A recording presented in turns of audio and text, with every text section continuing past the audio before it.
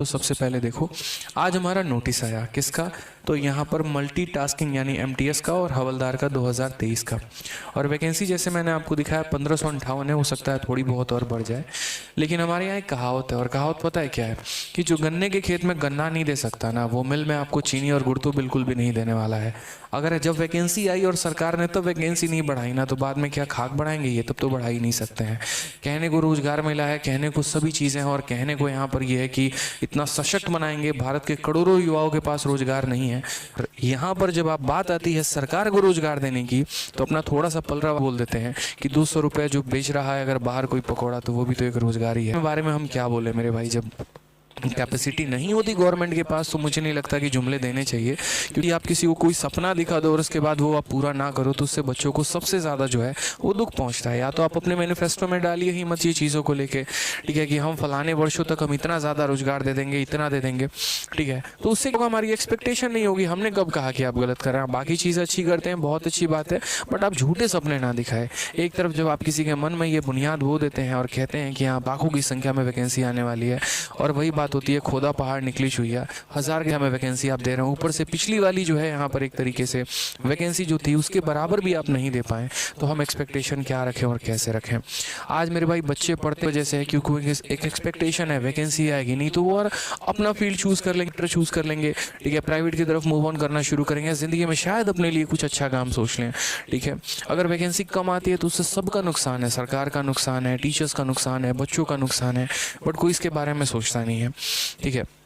थोड़ा सा मेरे भाई इसके ऊपर ध्यान दे तो ज़्यादा अच्छा है। प्राइवेट कंपनीज आज अपने एम्प्लॉयज़ को और ज़्यादा इंक्रीज़ कर रही है, कोरोना के बाद अपनी चीज़ों को डबल ट्रिपल कर रही है। जहाँ पर एक एप्पल था, ठीक है, और एप्पल का इंडिया में फैक्ट्री नहीं था, वहाँ पर इतने सारे आउटलेट्स खुलने शुरू हो गए हैं। और यहाँ हमारे इंडियन गवर्नमेंट में जहाँ पर इतनी ज़्यादा रिक्वायरमेंट है, अगर आप देखोगे तो हॉस्पिटल्स में डॉक्टर्स की रिक्वायरमेंट है, गवर्नमेंट में इतने से अच्छे ब्यूरोक्रेट की रिक्वायरमेंट है, यहाँ पे एक एक जज के ऊपर इतने सारे पेंडिंग केसेस मेरे भाई पड़े हुए हैं। लेकिन जब बात वैकेंसी की आती है, बहाली की आती है, तो भैया दे देते हैं एक लॉलीपॉप की, चलो फॉर्मेलिटी पूरा कर दी और 1000-1200 वैकेंसी देख के अपना पलरा झाड़ लिया। तो मुझे नहीं लग रहा कि ऐसी नीति के साथ हमारा देश आगे बढ़ने वाला है, ठीक है। जब यहाँ पर अच्छे काम करने वाले लोग ही नहीं रहेंगे यहाँ पे, तो बाकी तो हम क्या ही भविष्य की बात करें, क्या जीडीपी और क्या चीज़ों की बात करें, ठीक है। तो जमीनी स्तर पर रह के अगर अपने देश को सुधारा जाए तो उससे देश बढ़ेगा, ना कि जुमलेबाजी से।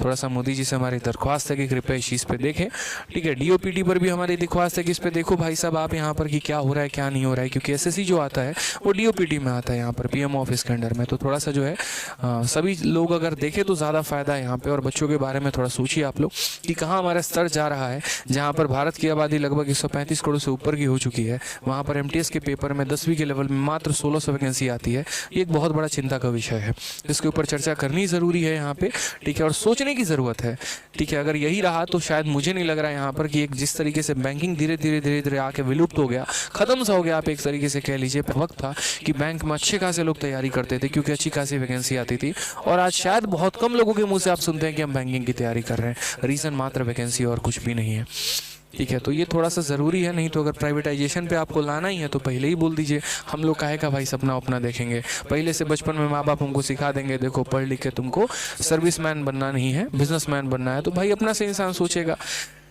ठीक है।